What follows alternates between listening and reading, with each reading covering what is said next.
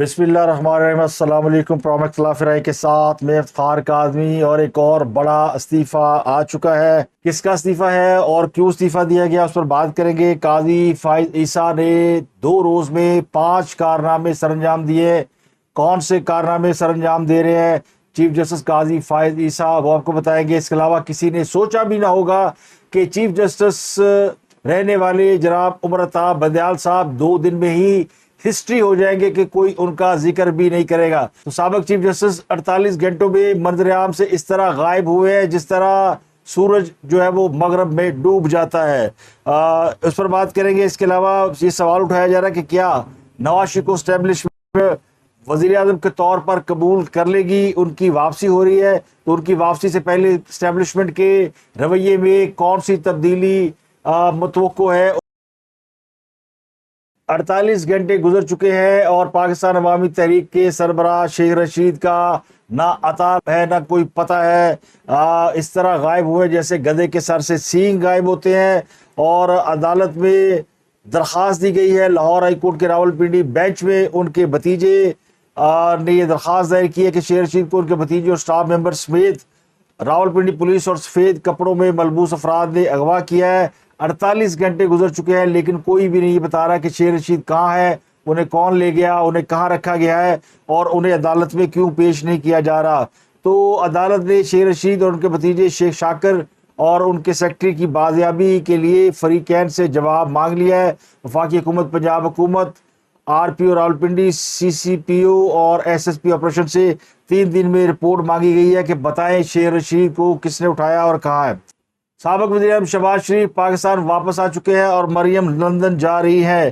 اس کے علاوہ ایک اور بڑی خبر نے پوری دنیا کو ہلا کے رکھ دیا ہے، اور وہ خبر ہے کہ دنیا کے 2 بڑے ملک کینیڈا اور بھارت آمنے سامنے آ گئے ہیں، اور اس میں ایک بہت بڑا معاملہ ہے ایک سکھ رہنما کے قتل کا۔ اس کا الزام بھارت کی خفیہ ایجنسیوں پر لگایا گیا ہے، اور یہ الزام کسی اور نے نہیں لگایا، یہ کینیڈا کی حکومت اور کینیڈا کے وزیر اعظم نے پارلیمنٹ کے اندر کھڑے ہو کر اس بات کا دعویٰ کیا ہے کہ ان کے شہری جو کہ خالصتان تحریک کے اہم رہنما تھے، ان کو بھارتی خفیہ ایجنسیوں نے، بھارتی حکومت کے لوگوں نے کینیڈا میں قتل کیا ہے۔ تو اس کے اوپر بہت زیادہ ایک ٹینشن کریٹ ہو چکی ہے، اور کینیڈا نے بھارت کے سفارتکار کو نکال دیا ہے، جس کے بارے میں کہا جاتا ہے کہ بے دخل کیے جانے والا سفارتکار را کا کینیڈا میں سربراہ تھا۔ اس کے علاوہ کینیڈین خفیہ ایجنسی کے سربراہ نے بھارت کا ہنگامی دورہ کیا ہے، اور بھارت میں خفیہ ایجنسی را کے سربراہ سے بھی ملاقات کی ہے، اور پردیپ سنگھ کے قتل میں بھارت کے ملوث ہونے کے بارے میں بھارت سے جواب طلب کیا گیا ہے۔ جواب میں بھارت نے بھی کینیڈا کے سفارتکار کو نکال دیا ہے۔ تو بھارت کے ایک بڑے صوبے پنجاب کی نصف سے زائد آبادی جو ہے وہ کینیڈا میں مقیم ہے، اور کینیڈا میں جو دوسری بڑی آبادی ہے وہ سکھ کمیونٹی کی ہے، اور بہت سے سکھ جو ہے وہ بھارت سے کینیڈا منتقل ہو چکے ہیں اور وہاں کی شہریت حاصل کر چکے ہیں، اور ان میں زیادہ تر تعداد ان سکھوں کی ہے جو کہ خالصتان کے حامی ہیں، یعنی ایک آزاد ملک چاہتے ہیں۔ تو خالصتان تحریک کے ایک اہم رہنما کا قتل بھارتی حکومت پر پڑ گیا ہے، اور یہ معاملہ جو ہے وہ کئی ملکوں میں کشیدگی کا باعث بن رہا ہے۔ امریکہ بھی اس حوالے سے اس معاملے میں انوالو ہوتا نظر آ رہا ہے۔ تو لاشوں کی سیاست صرف بڑے ملکوں میں نہیں ہو رہی، بلکہ لاشوں کی سیاست مقامی سطح پر بھی ہو رہی ہے، اور مقامی سطح پر بھی پی ٹی اے کے ایک رہنما عباد فاروق کے صاحبزادے کی کل موت واقع ہو گئی، اور وہ بیمار تھے۔ اس کے بعد پی ٹی اے نے شور مچانا شروع کر دیا کہ عباد فاروق کو جو ہے وہ فوجی حکام نے اٹھا رکھا ہے، اور ان کو اس بات کی سزا دی جا رہی ہے کہ وہ عمران خان کے بڑے ڈائی ہارڈ ممبر ہیں، ورکر ہیں، کارکن ہیں۔ تو بیٹا باپ کی جدائی برداشت نہیں کر سکا اور اسی غم میں انتقال کر گیا۔ تو یہ اس پر جو پی ٹی اے کے مخالفین ہے، کرٹکس ہے، وہ یہ بات کر رہے ہیں کہ عباد فاروق جو ہے وہ کوئی ایسا کارکن نہیں ہے جو کہ کسی معاملے میں انوالو نہ ہو۔ یہ نہ صرف 9 مئی کے حملوں میں ملوث ہے، بلکہ اس کے اوپر جو الزام ہے وہ پی ٹی اے کے جو جتھے ہیں ان کی قیادت کرنا اور سرکاری اداروں پر مسلح حملے کرنا ہے۔ ڈرٹی ہیری، آج تمہیں پتا چلے گا، ہم تمہیں بھی اسی طرح بالوں سے پکڑ کے اب ان کے بیٹے کی جو موت ہے یقینی طور پر ایسا سان ہے جو کہ افسوسناک ہے، لیکن پی ٹی آئی اس کو اس طرح پیش کر رہی ہے کہ جیسے پاکستانی فوج کے مظالم کی وجہ سے کا عباد فاروق کا بیٹا جو ہے وہ جاں بحق ہوا ہے۔ حالانکہ یہ لاشوں پر سیاست کرنا پی ٹی آئی کا وتیرہ نہیں تھا، لیکن اب چونکہ انہوں نے ان کے پلے کچھ نہیں ہے تو پچھلے کچھ عرصے سے پی ٹی آئی صرف لاشوں پر ہی سیاست کر رہی ہے، چاہے وہ ارشد شریف کی لاش ہو، چاہے وہ لاہور میں مارے جانے والے ضلع شاخ کی لاش ہو، تو لاشوں کی سیاست جو ہے وہ پی ٹی آئی نے اس کے اوپر خاصا ہاتھ صاف کیا ہوا ہے۔ حالانکہ جس لاش پہ سیاست کرنا چاہیے وہ لاش ابھی انہیں ملی نہیں ہے۔ اس پر بات کریں گے کہ لاشوں کی سیاست کیوں کی جا رہی ہے، اور کیا واقعی عباد فاروق جو ہے وہ بے گناہ ہے، انہوں نے کوئی جرم نہیں کیا اور ان کو بے قصور پکڑا گیا ہے، اور ان کے بیٹے کی جو موت ہے وہ اسی وجہ سے ہوئی ہے۔ یہ 3-4 بڑے بڑے پوائنٹ ہیں کیونکہ یہ اس وقت نیشنل ڈیبیٹ کا حصہ بن چکی ہے، تو اس پر بات کریں گے۔ اس کے علاوہ بلاول بھٹو صاحب نے آج ایک اور انکشاف کیا ہے، اور وہ لاہور کے دورے پر تھے، پچھلے کئی دنوں سے لاہور میں وہ مقیم تھے، لیکن ان کا یہ دورہ کامیاب نہیں رہا، اور لاہور میں یا پنجاب میں اپنی سیاست کو مضبوط کرنے میں ناکامی کے بعد اب بلاول بھٹو واپس سندھ واپس جا چکے ہیں۔ لیکن سندھ واپسی سے قبل انہوں نے ایک اور بات کہہ دی، اور یہ کہ انہوں نے کہا کہ وہ لیول پلینگ فیلڈ چاہتے ہیں، لیکن وہ یہ لیول پلینگ فیلڈ مسلم لیگ نون سے چاہتے ہیں، ان کی شکایت نون لیگ سے ہے۔ اس کا مطلب یہ کہ انہیں اسٹیبلشمنٹ سے کوئی شکایت نہیں ہے، اور آج انہوں نے اس کا اظہار بھی کیا، اور انہوں نے کہا جی کہ الیکشن جو ہے یہ تو اسٹیبلشمنٹ کے بھی ہاتھ میں نہیں ہے، یہ الیکشن کمیشن کے ہاتھ میں ہے، اور لیول پلینگ فیلڈ جو ہے وہ مانگ رہے ہیں مسلم لیگ نون سے۔ تو کیا ایک سیاسی جماعت دوسری سیاسی جماعت سے لیول پلینگ فیلڈ مانگ سکتی ہے، جبکہ دونوں سیاسی جماعتیں اقتدار میں نہ ہوں اور برابری کی بنیاد پر الیکشن میں حصہ لینے کے لیے جدوجہد کر رہی ہو؟ تو میرا خیال یہ کہ بلاول بھٹو جو ان سے لیول پلینگ فیلڈ مانگ رہے ہیں وہ یہ مانگ رہے ہیں کہ مولانا فضل الرحمان سے ان کی جان چھڑائی جائے، کیونکہ مولانا فضل الرحمان نے سندھ کے اندر اپنا الائنس بڑا مضبوط کر لیا ہے، وہ جی ڈی اور ایم کیو ایم کے ساتھ مل کر سندھ کے اندر ایک بڑا الائنس بنا رہے ہیں۔ تو جے یو آئی کا سندھ کی الیکشن میں، سندھ کی سیاست میں قدم رکھنا پیپلز پارٹی کو لگتا ہے کہ ان کے لیے ان کو ٹف ٹائم دیا جا رہا ہے، اور شاید یہی لیول پلینگ فیلڈ میں مانگ رہے ہیں کہ نواز شریف جو ہے مولانا فضل الرحمان کو روکیں کہ وہ سندھ میں پیپل پارٹی کے خلاف امیدوار کھڑے نہ کرے یا سیاست نہ کرے۔ تو اسی طرح پیپل پارٹی پنجاب میں مسلم لیگ نون کے مقابلے میں نہیں آئے گی، تو ویسے تو آ بھی نہیں سکتی، لیکن چلے اس پر میں 2 جملوں کا اضافہ اس لیے کر دوں گا کہ مجھے ہمدردی ہے پیپل پارٹی والوں سے کہ ان کو پنجاب میں دوبارہ قدم جمانے کے لیے کیا اسٹریٹجی اختیار کرنی ہے اس کی بالکل کوئی سمجھ میں نہیں آ رہی، اور بلاول بھٹو جن کا تجربہ صرف بیان بازی ہے، اور وہ یہ سمجھتے ہیں کہ شاید اچھے بیانات دینے سے اور جمہوری رویوں کے حوالے سے بیان بازی کرنے سے بیانیہ بکتا ہے، تو یہ ان کی خام خیالی ہے۔ پیپلز پارٹی جو جب تک گراؤنڈ لیول پر کام نہیں کرے گی، اور جب تک انہیں زمینی حقائق کا نہیں پتہ ہوگا اور ان لوگوں کا نہیں پتہ ہوگا کہ جو کہ پنجاب کے اندر مضبوط سیاسی قد کاٹ رکھتے ہیں، تو اس وقت تک پیپلز پارٹی کے لیے پنجاب میں قدم جمانا انتہائی مشکل اور ناممکن کام ہے۔ یہ کام زرداری صاحب بہتر طریقے سے کر سکتے ہیں، لیکن لگتا یہ ہے کہ انہوں نے بھی ہاتھ کھڑے کر دیے، اور بلاول بھٹو کے تو بس کا یہ کام بالکل نہیں ہے۔ اس کے علاوہ ایک اور سوال وہ یہ کہ کیا اسٹیبلشمنٹ نواز شریف کو بطور وزیر اعظم قبول کر لے گی، کیونکہ کل نواز شریف نے جو اپنے لیگی رہنماؤں سے خطاب کیا اس میں انہوں نے یہ دعویٰ کیا تھا کہ وہ ان کی حکومت آنے والی ہے، اور جو انہوں نے قربانیاں دی ہیں اس کے نتیجے میں وہ الیکشن ضرور جیتیں گے۔ تو مسلم لیگ نون اگر الیکشن جیتتی ہے تو کیا نواز شریف کو اسٹیبلشمنٹ بطور وزیر اعظم قبول کر لے گی، کیونکہ نواز شریف کو تیسری بار وزارت عظمیٰ سے نکالنے میں اسٹیبلشمنٹ کا بنیادی کردار تھا، اور اسٹیبلشمنٹ سے ناراضگی ہی وہ بنیادی وجہ تھی جس کی وجہ سے وہ سیاست سے نہ صرف نااہل ہوئے بلکہ سیاست سے مائنس کر دیے گئے، اور پھر انہیں ناگزیر حالات میں پاکستان سے باہر جانا پڑا۔ وہ اس کے لیے عمران خان کا کندھا استعمال کیا گیا یا عمران خان اس کے لیے اعلیٰ کار بنے، لیکن یہ حقیقت ہے کہ اس کے پیچھے اسٹیبلشمنٹ تھی۔ تو اب یہ سوال اٹھایا جا رہا ہے کہ کیا اسٹیبلشمنٹ جو ہے وہ اب نواز شریف کو ایکسیپٹ کر لے گی یا کرنے کا ارادہ کر لیا؟ تو اس کے بارے میں ایک چھوٹا سا آپ کو حوالہ دے دیتا ہوں کہ اگر اسٹیبلشمنٹ جسٹس قاضی فائز عیسیٰ کو ایکسیپٹ کر سکتی ہے، جس کے خلاف ایڑی چوٹی کا زور لگایا گیا، جس کو جج بننے سے روکا گیا، جس کو چیف جسٹس سے بننے سے روکنے کے لیے ان کے خلاف ریفرنس دائر کیا گیا، ان کی جاسوسی کرائی گئی، ان کو گرل کرنے کی کوشش کی گئی، گرپ کرنے کی کوشش کی گئی، دباؤ ڈالا گیا، ان کی فیملی کے اوپر ایلیگیشن لگائے گئے. اگر اس کے حوالے سے اسٹیبلشمنٹ اپنا ذہن تبدیل کر سکتی ہے تو نواز شریف نے تو اس ملک میں بڑے اچھے کام کیے ہیں، انہوں نے تو اس ملک کا کچھ نہیں بگاڑا، تو پھر ان کے لیے راستے یا دروازے کیوں بند ہوں گے؟ تو نواز شریف کے حوالے سے میں آپ کو بتا دوں کہ اسٹیبلشمنٹ نہ صرف انہیں ایکسیپٹ کر چکی ہے بلکہ ان کے کچھ مطالبات بھی ایکسیپٹ کر چکی ہے. اور میرا گمان یہ ہے کہ نواز شریف جن لوگوں کی گرفتاری کا مطالبہ کر رہے ہیں اور جن لوگوں کو کیفر کردار تک پہنچائے جانے کی ڈیمانڈ کر رہے ہیں، وہ مطالبات بھی اسٹیبلشمنٹ پورا کرنے پر سنجیدہ ہے اور سنجیدگی سے غور کر رہی ہے.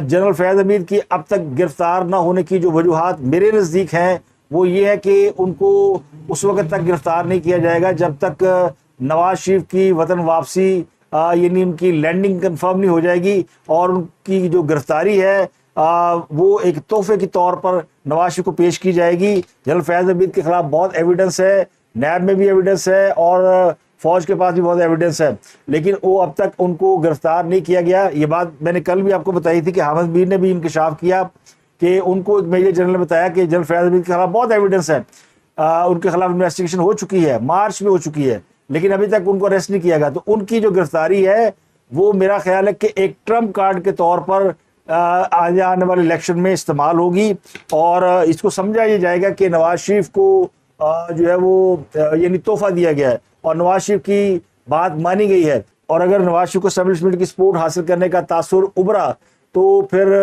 لوگ یہ سمجھیں گے کہ ہوا جو ہے اس کا رخ جو ہے مسلم لیگ نون کی جانب ہے، تو ان کو اس حوالے سے بہت سپورٹ مل سکتی ہے.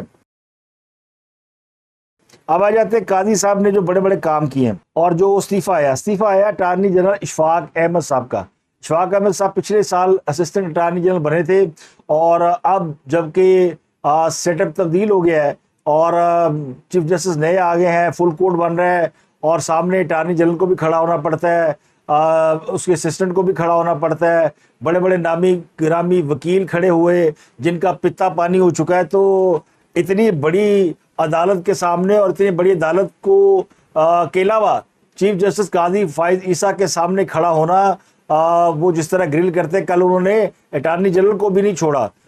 وہ لگا کہ جیسے انہوں نے پی ٹی اے کے وکلا کے ساتھ جو ہاتھ رکھا تھا وہی ہاتھ انہوں نے اٹارنی جنرل کے ساتھ بھی رکھا. اب اٹارنی جنرل قابل آدمی ہے، وہ یہ چیزیں سہ گیا، لیکن اب وہ ویانا چلے گئے ہیں تو ان کی غیر موجودگی میں ظاہر ہے ان کے اسسٹنٹس جو ہیں ان کو بھی کسی معاملے میں بلایا جا سکتا ہے، اور اسسٹنٹ اٹارنی جنرل بھی عدالتوں میں پیش ہوتے ہیں تو پائن نے ہتھ کھڑے کر لینے. اشفاق احمد صاحب استعفیٰ دے کے دوڑ لگا کے کہ جناب مجھے یہ نوکری نہیں چاہیے، تو ان کا استعفیٰ اس حوالے سے ہے.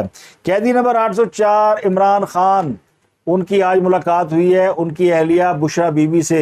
اے اندلیب آ مل کے کرے یاہو زاریاں، تو دونوں نے مل کے دل کے پھپھولے پھوڑے اور یہ ملاقات 45 منٹ جاری رہی. عمران خان کے وکلا بھی گئے تھے، لیگل ٹیم بھی گئی تھی، لیکن ان کو ملاقات سے روک دیا گیا، ان کو ملاقات کی اجازت نہیں دی گئی. تو منگل کا دن جو ہے عمران خان صاحب کی فیملی کے لوگوں سے ملاقات کا دن ہوتا، تو ان کی اہلیہ کو ملاقات کی اجازت دی گئی، ان کی بہنیں ان سے ملنے کے لیے نہیں جا سکیں، اور عمران خان کی اہلیہ کو بھی ملاقات کے لیے 45 منٹ دیے گئے، اس سے پہلے انہیں 1 گھنٹہ ملتا تھا. تو عمران خان صاحب نے عدالت میں درخواست کی تھی کہ اہلیہ سے ملاقات کا دورانیہ بڑھا دیا جائے، تو آج اس کا الٹ دیکھنے میں ہے کہ ان کی جو ملاقات ہے وہ 1 گھنٹے کی بجائے 45 منٹ کی کرائی گئی. اب اس کے پیچھے کیا حکمت عملی ہے یہ تو مجھے نہیں پتا، لیکن ظاہر ہے جیلر ہی ہوتا ہے. اب جیلر کو آپ توہین عدالت میں کھینچیں گے تو پھر جیلر 10-15 منٹ تو آپ کی ملاقات میں سے بھی کھینچ سکتا ہے نا. اس کے علاوہ عمران خان کے لیے ایک اچھی خبر یہ ہے کہ وفاقی حکومت نے عید المیلاد النبی کے حوالے سے، اس کے علاوہ ایک اچھی خبر یہ ہے کہ عید میلاد النبی صلی اللہ علیہ وسلم کے حوالے سے وفاقی حکومت نے قیدیوں کی سزاؤں میں 3 ماہ کی کمی کا اعلان کیا ہے. اس کا بینیفٹ کسی اور کو ہو یا نہ ہو، لیکن عمران خان صاحب کو بھی اس کا بینیفٹ ملے گا. تو شاہانہ کیس میں انہیں عدالت نے 3 سال کی سزا سنا رکھی ہے.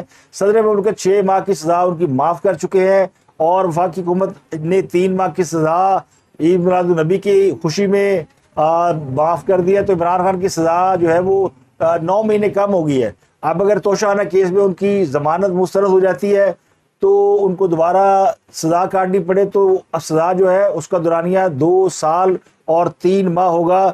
تو بیٹھے بٹھائے خان صاحب کو 3 مہینے کی جو ہے وہ ریلیف مل گیا ہے. تو اگر 4-6 مہینے اور عمران خان صاحب اسی طرح ضمانت پر رہے تو ان کی سزا جو ہے وہ چھٹیوں کی مد میں ہی معاف ہو سکتی ہے. اب یہ لاشوں پہ سیاست کے حوالے سے بات کر لیتے ہیں کہ دنیا کے تمام بچوں کی طرح دہشت گردوں کے بچے بھی بیمار ہو سکتے ہیں, ان کا بھی انتقال ہو سکتا ہے, ان پر بھی کڑا وقت آ سکتا ہے. لیکن اس کو یہ کہنا کہ جی یہ بڑی زیادتی ہے, بڑا ظلم ہے, ظلم تو ہے کسی بھی بچے کی موت, اس کی باپ کی جدائی میں ہو جانا, لیکن اگر باپ نے قتل کیا ہو تو اس کو اس بات پر تو رعایت نہیں مل سکتی کہ باپ قاتل ہے اور بچہ بیمار ہے تو قاتل جو ہے اس کو چھوڑ دیا جائے. تو بات فاروق کے کافی جرائم ہیں. ان کے جرائم اگر آپ دیکھیں تو ان کے بارے میں ایک یہ بھی یعنی پروپیگنڈا کیا جا رہا ہے کہ باپ کے پاس بیٹے کے علاج کے پیسے نہیں تھے, حالانکہ انہوں نے عمران خان کو شوکت خانم کے لیے 1 کروڑ فنڈ دیا تھا, ایک چیک دیا تھا, اس کی تصویر بھی آپ موجود ہے میڈیا کے اوپر. جو شخص اپنے 1 کروڑ کا فنڈ دے سکتا ہے وہ اپنے بچے کا علاج نہیں کرا سکتا. تو دراصل اس کے ذہن میں تو صرف یہ تھا کہ اس کو الیکشن لڑنا تھا. تو بعد فاروق کی گرفتاری صرف کسی کو ڈرٹی ہیری کہنے پر نہیں ہوئی, اس کے اوپر بہت سارے کیسز ہیں. اور 9 مئی کے واقعات میں جب وہ پکڑا گیا تھا تو اس نے عمران خان سے اظہار لا تعلقی بھی کیا تھا, لیکن چونکہ اس کے اوپر کوئی اور کیسز بھی ہے جس میں پولیس کے اوپر جتھوں کے ساتھ حملہ کرنا ہے اور پولیس کی گاڑی کے اوپر وہ ٹانگیں مار کے اس کے شیشے توڑنا, ایک پورے جتھے کو لیڈ کرنا, جس سے بہت زیادہ وہاں پہ ادھم مچایا. تو اس سارے عمل کا جو کرکس ہے وہ یہ تھا کہ اس کے اندر ایک سیاسی رہنما بننے کی, کوئی MNA بننے کی خواہش ہوگی, تبھی 1 کروڑ کا چیک اس نے عمران خان صاحب کو دیا اور گھر میں کھانے کے لیے دانے نہیں اور عمران خان صاحب کو 1 کروڑ کا چیک دیا. تو غریب تو بالکل نہیں تھا. اب بیٹے کو کیا پتا کہ باپ کے دل میں کیا چل رہا ہے, وہ کون سی گیم کھیل رہا ہے, وہ کون سی راہوں کا مسافر ہے, وہ صحیح راستے پہ چل رہا ہے, وہ غلط راستے پہ چل رہا ہے. ممکن ہے کہ بیٹا باپ کی جدائی میں ہی بیمار ہوا. میں اس کی بیماری پہ بات نہیں کرتا, نہ مذاق اڑاتا ہوں. بہت سے لوگ کہہ رہے ہیں کہ جی پرانی بیماری تھی اس میں اس کی جان چلی گئی. کچھ لوگ کہتے ہیں جی باپ کو پکڑا گیا تو وہ بچہ بیمار ہو گیا اور اس کی فرقت میں. دونوں باتیں ہو سکتی ہیں. کسی بھی جرم میں کوئی شخص پکڑا جاتا ہے تو یا بے گناہ بھی پکڑا جاتا ہے تو بچہ تو بچہ ہوتا ہے. اس کا ذہن اس بات کو تسلیم نہیں کرتا کہ باپ اس سے جدا ہو جائے یا اس کو گرفتار کر لیا جائے. دونوں صورتیں ہو سکتی ہیں. لیکن یہ اس حقائق کو جو توڑ موڑ کر پیش کرنے کی جو عادت ہے یہ کوئی اچھی عادت نہیں ہے. اس کو سیاست میں نہیں ہونا چاہیے. آپ اور درجنوں باتیں کرنے کے لیے, عمران خان صاحب ابھی ماشاءاللہ زندہ ہے, وہ اس دنیا سے گئے ہی نہیں ہے اور وہ سزا کاٹ رہے ہیں. کل کو ہو سکتا ہے جیل سے باہر رہے, حالات بدل دے, اسٹیبلشمنٹ انہیں گلے لگا لے, ان کی پپیاں چمیاں کرے, ان کو پھر اقتدار پہ بٹھا دے تو صورتحال بدل جائے گی. لیکن اس طرح وہ کہتے ہیں نا ماتم بپا کرنا یا اس طرح ہمدردی کا فیکٹر حاصل کرنا, اس سے کوئی فرق نہیں پڑے گا. جو کرنے کا کام ہے نا اہل یوتھ کا وہ یہ کہ اپنے لیڈر کو رہائی دلانی ہے تو نکلے باہر, کرے مظاہرے, سڑکوں پہ ذرا نکلے باہر اور پتہ چلے کہ تحریک آزادی کیا ہوتی ہے. حالت تو یہ کہ یوتھیوں نے حقیقی غلامی سے نجات کے لیے امریکہ کا رخ کر لیا اور اس سال ہزاروں درخواستیں ہیں پاکستانیوں کے امریکہ جانے کے لیے اور پاکستان کی تاریخ میں اس سے زیادہ کبھی لوگ ڈیسپریٹ نہیں ہوئے امریکہ جانے کے لیے. اور ان میں زیادہ تر تعداد جو ہے وہ اہل یوتھ کی ہے جڑے ناصرے نے کہ جی پاکستان رہنے تو قابل ہی نہیں کیونکہ اتنے غلامی ہے. تو غلامی ہے تو نجات حاصل کرنی ہے انہوں نے امریکہ سے, امریکہ کی غلامی سے, اور پاکستان سے بھاگ کے کہاں جا رہے ہیں؟ امریکہ. سبحان اللہ, کیا کہنے آپ کے. تو جسٹس قاضی فائز صاحب جنہیں ابھی چیف جسٹس بنے ہوئے 48 گھنٹے بھی نہیں گزرے, انہوں نے 5 ایسے بڑے کام کر دیے ہیں جو کام ان کے پیش رو نہیں کر سکے. جسٹس عمر عطا بندیال بھی نہیں کر سکے, ان سے پہلے جو چیف جسٹس صاحبان رہے وہ بھی نہیں کر سکے. اب اس بات پر اعتراض ہو رہا ہے کہ چیف جسٹس قاضی فائز عیسیٰ کی بڑی مدح سرائی ہو رہی ہے. میں نے تو آپ کو کہا تھا کہ وہ آیا, اس نے دیکھا اور وہ چھا گیا. اور جب سے قاضی فائز عیسیٰ نے عدالت کی سربراہی سنبھالی ہے, آپ مین سٹریم میڈیا دیکھ لیں, خبریں دیکھ لیں, اس میں سے بڑے بڑے جو सियासी लीडरान हैं वो गायब हो गए। अब मीडिया के ऊपर या जस्टिस काजी फायसा की खबरें हैं या फिर नवाज शरीफ की वापसी के हवाले से खबरें हैं। इमरान खान साहब उन खबरों में बहुत पीछे चले गए और जस्टिस काजी फायसा के हवाले से जो उन्होंने आते ही काम किए, रोज़ वो कोई ऐसा काम करते हैं जो कि उनको उनकी अप्रिसिएशन का बायस बनता है। तो मैं आपको 5 काम उनके ऐसे गिनवा देता हूँ जो उन्होंने आते ही कर दिए है विदिन 48 आवर्स, और ये अनबिलीवेबल है। पहला काम उन्होंने ये किया कि उन्होंने आते फुल कोर्ट बुलाया, जो कि पिछले 4 साल में नहीं बुलाया गया था। दूसरा काम उन्होंने ये किया कि वो उन्होंने प्रोटोकॉल लेने से इनकार कर दिया, जो किसी चीफ जस्टिस ने इससे पहले इनकार नहीं किया था। वो ज़ाती गाड़ी पे अदालत आए थे।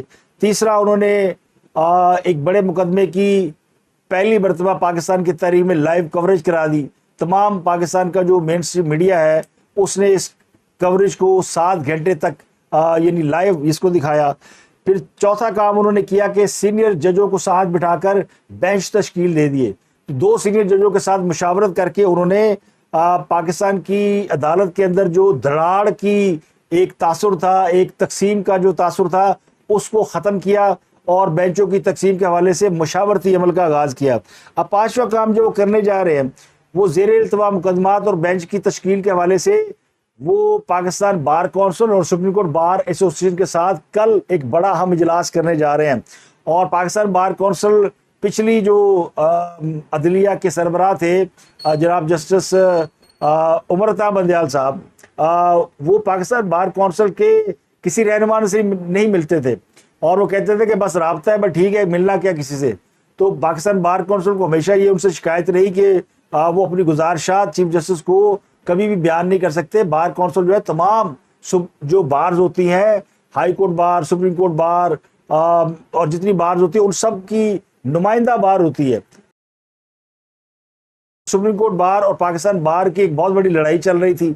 सुप्रीम कोर्ट बार वाले पाकिस्तान बार को नहीं मानते थे और इस तरह लाहौर हाई कोर्ट वाले भी झगड़े में है।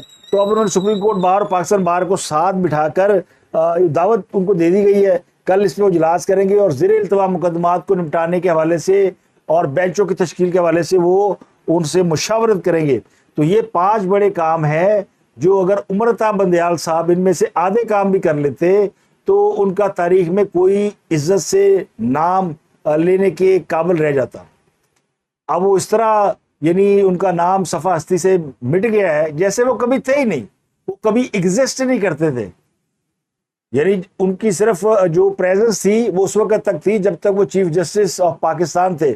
उसके बाद शायद किसी को उनका अगले 4-6 महीने में नाम भी याद ना रहे अगर उनके खिलाफ को केसेस ना शुरू हो गए, क्योंकि उनका भी नाम जो है वो 9 मई के फैसिलिटेटर के तौर पे लिया जाता है। लेकिन वो कहते हैं ना मज्जा ये पैड़ा होती है ना, तो वो अदालत के फेलो जजेस के खिलाफ कार्रवाई पता नहीं ये रवायत भी तोड़ते हैं, जस्टिस काजी फायसा के नहीं तोड़ते।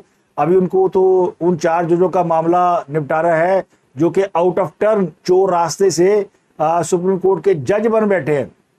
उनमें से एक खातून जज भी है जो जिसने 9 मई के वाकयात में ये कमेंट्स दिए थे कि जो फौजी तनसीबात है सिर्फ वो होती है जहाँ पे फौजी असला और सामान रखा गया हो, बाकियों को फौजी तनसीबात नहीं समझती। वो कोर कमांडर हाउस के हवाले से उनका ये मौक़िफ़ था। तो ये जज है जिनकी नॉलेज इतनी है और वो पाकिस्तान की सुप्रीम कोर्ट के अंदर जो है वो लेफ्ट राइट से चीफ जस्टिस उमरता बंदयाल की ख्वाहिश से बन बैठे थे जज। तो उनकी भी मेरिट का हिसाब किताब होना और उनकी भी वापसी की बातें होनी और एक जज के खिलाफ रेफरेंस है उस पर भी जो मामला आगे चलना है। लेकिन मुझे लगता है कि ये मामला फौरी तौर पे वो इसलिए टेकअप नहीं करेंगे कि वो चाहते हैं कि सबसे पहले ज़ेर इल्तवा मुकदमात को निपटाया जाए और जो निटी ग्रिटी है लेफ्ट राइट की उसको बाद में, वो सेकंड इशू जो है उनका यानी उनकी प्रायोरिटी नहीं है।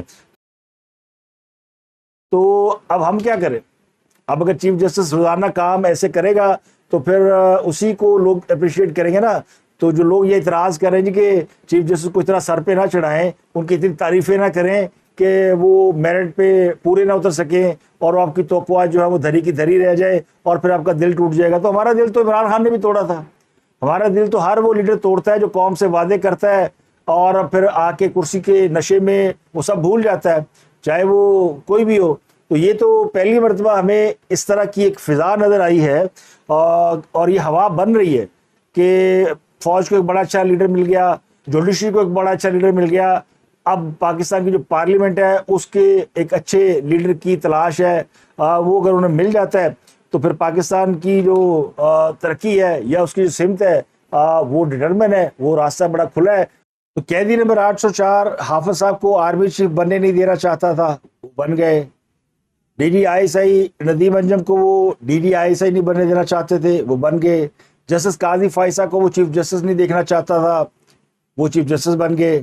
اور قیدی نمبر 804 نواز شریف کو وزیر اعظم نہیں بننے دینا چاہتا تھا.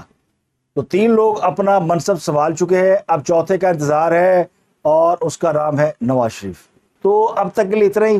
آپ سے ملاقات ہوتی ہے اگلے ولاگ میں. اپنا گرد و نواح کے لوگوں کا بہت خیال رکھیے گا.